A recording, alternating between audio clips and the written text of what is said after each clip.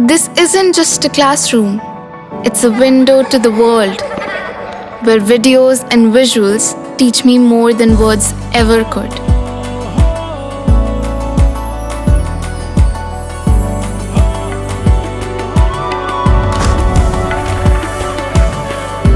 Sinkhania Educational Institute, cultivating knowledge.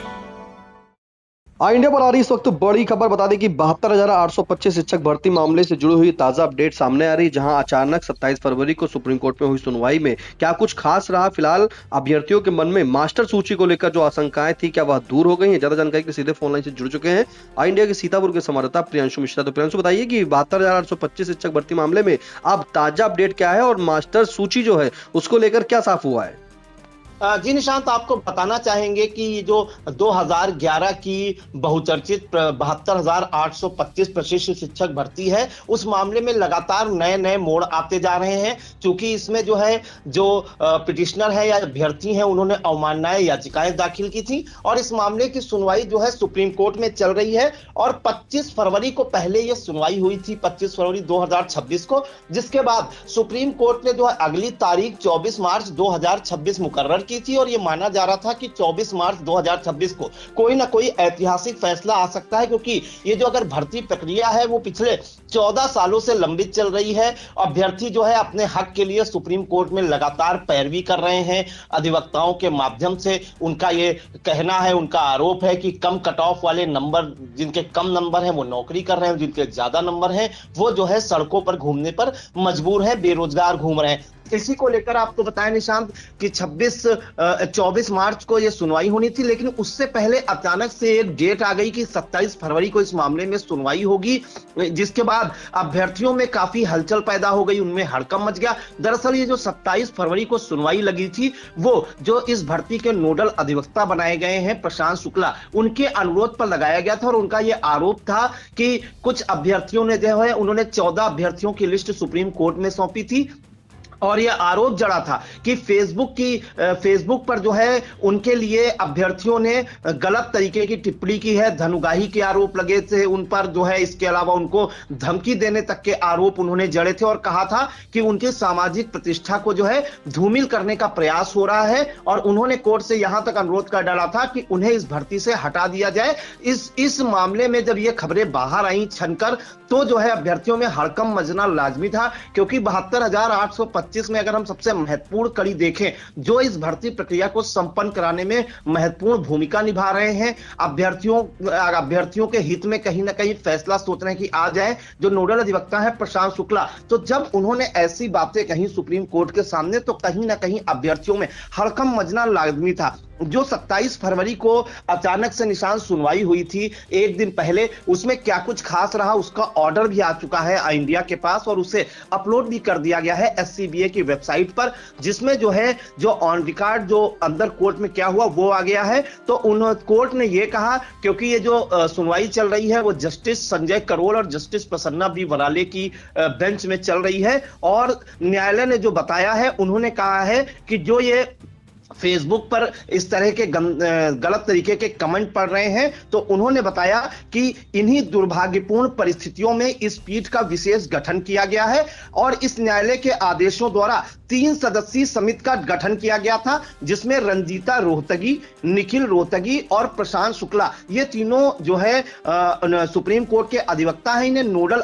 नियुक्त किया गया था सुप्रीम कोर्ट द्वारा, और इस समिति का उद्देश्य इन उम्मीदवारों की सूची तैयार करना था जो है इस केस से जुड़े थे। उसके बाद जो है जो तीसरा बिंदु है जो निकल कर आया है ऑर्डर में, उसमें कहा गया है समिति द्वारा तैयार की गई यह सूची हमारे अनुरोध पर सुप्रीम कोर्ट बार एसोसिएशन की वेबसाइट पर अपलोड की गई थी, लेकिन ऐसा प्रतीत होता है कि इस सूची को लेकर कुछ विवाद, असंतोष उत्पन्न हुआ है और इसके फलस्वरूप समिति के सदस्यों को सोशल मीडिया पर गंभीर परिणामों की धमकी और डराया धमकाया गया है। इसके बाद परिस्थितियों को ध्यान में रखते हुए हम समिति को भंग करते हैं और निर्देश देते हैं कि इस उद्देश्य से सुप्रीम कोर्ट बार एसोसिएशन की वेबसाइट पर अपलोड की गई सूची को बंद कर दिया जाए। पांचवा बिंदु है निशांत, इस स्तर पर न्यायालय ने समिति के सदस्यों को पुलिस सुरक्षा देने का जो है आदेश दिया था, लेकिन जो समिति के ये तीनों सदस्य हैं नोडल अधिवक्ता, उन्होंने सुरक्षा लेने से मना कर दिया। उन्होंने कहा है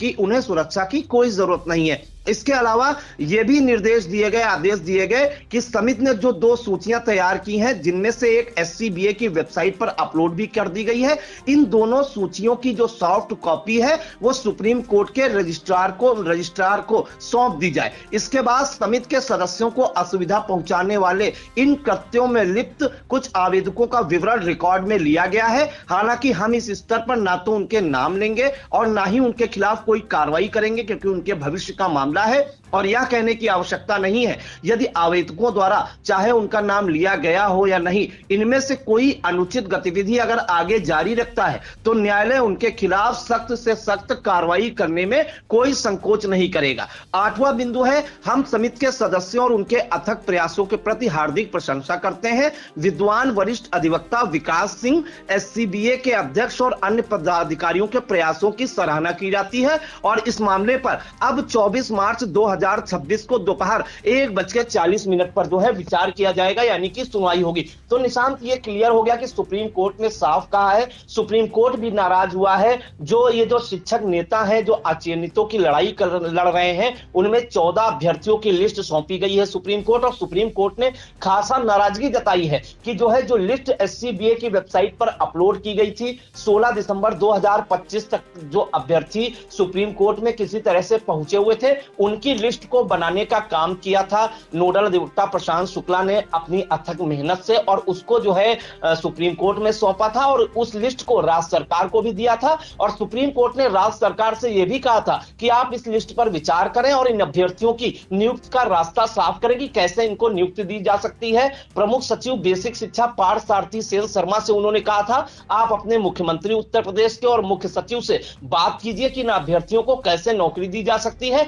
जिसके बाद अभ्यर्थी निशांत ये मान रहे थे कि कहीं ना कहीं जो नियुक्ति है अब उसका रास्ता साफ है। 99% जो है अभ्यर्थियों का ये मानना था कि सुप्रीम कोर्ट से ऐतिहासिक फैसला आ सकता है, लेकिन कहीं ना कहीं जो अभ्यर्थी हैं जिन्होंने फेसबुक पर अनलगर आरोप लगाए हैं नोडल अधिवक्ता विकास प्रशांत शुक्ला पर, उससे वो खासा नाराज हुए और अचानक से ये डेट लगाई गई। हालांकि मामला बिगड़ते बिगड़ते बन गया। नोडल अधिवक्ता सुप्रीम कोर्ट के प्रशांत शुक्ला, उन्होंने कहा है कि वो इस भर्ती में अपना पूरा सहयोग देंगे। साथ ही साथ एक निशान गूगल लिंक के फॉर्म भरवाए गए थे 11 फरवरी से 14 फरवरी तक, उनकी भी एक लिस्ट तैयार की गई है। तो मेरी नोडल अधिवक्ता प्रशांत शुक्ला से बात हुई है, उन्होंने कहा है जो फ्रेश कैंडिडेट हैं, जो नए फॉर्म आए हैं गूगल फॉर्म के, उनकी संख्या 25 से 26 हजार है। अब लेकिन उन्होंने कहा है कि सुप्रीम कोर्ट बार एसोसिएशन की वेबसाइट पर कोई भी लिस्ट अपलोड नहीं की जाएगी। एक 16,417 अभ्यर्थियों की लिस्ट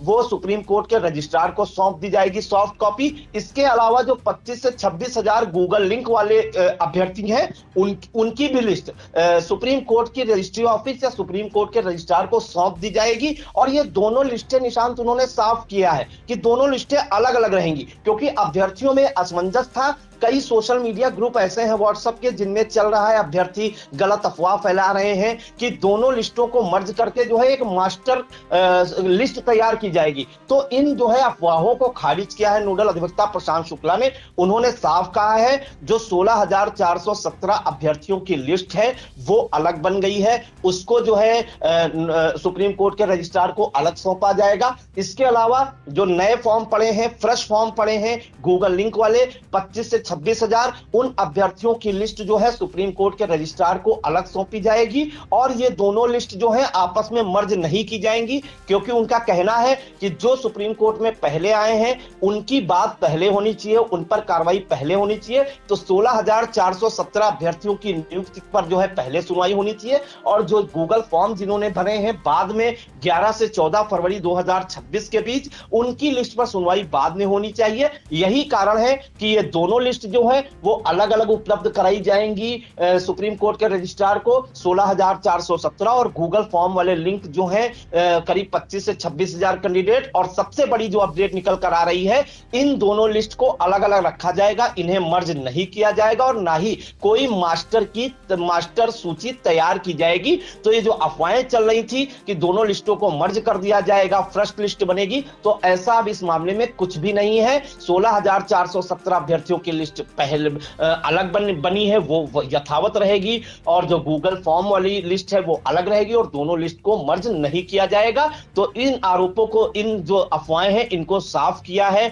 इनको सिरे से नकार दिया है नोडल अधिवक्ता प्रशांत शुक्ला ने। और उन्होंने साफ ये भी कहा है कि वो दोनों लिस्टों को जो है सुप्रीम कोर्ट के रजिस्ट्री ऑफिस में सौंप देंगे उनकी सॉफ्ट कॉपी, और इन दोनों लिस्टों को सुप्रीम कोर्ट बार एसोसिएशन की वेबसाइट पर अपलोड भी नहीं किया जाएगा। तो अब सबकी निगाहें जो है निशांत 24 मार्च 2026 को होने वाली सुनवाई पर टिकी हैं और यह माना जा रहा है कि 16,417 अभ्यर्थियों की लिस्ट पर पहले बात होगी सुप्रीम कोर्ट में। निशांत, आप बिल्कुल प्रियांशु, महत्वपूर्ण जानकारी है जहां पर मास्टर सूची को लेकर के, यानी कि मास्टर की को लेकर के जो प्लान चल रहा था, जो अफवाहें चल रही थी, उस पे कहीं ना कहीं अब विराम लग रहा है। क्योंकि जिस तरह से नोडल अधिवक्ता प्रशांत शुक्ला के द्वारा बता दिया गया है कि जो सूची दी गई है वो 2 लिस्टें और दोनों लिस्टों को जो है कोर्ट में पेश किया जाएगा। और फिलहाल जहां तक का जो आशंकाएं थी, तो उन अफवाहों को जो है अब दूर हो गया है। फिलहाल इस महत्वपूर्ण अपडेट के लिए प्रियांशु आपका धन्यवाद। धन्यवाद।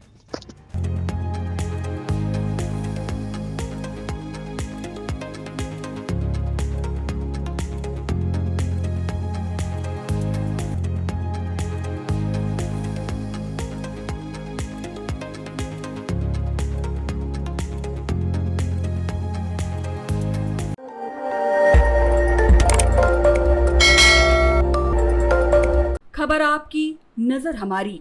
देखते रहिए आई इंडिया।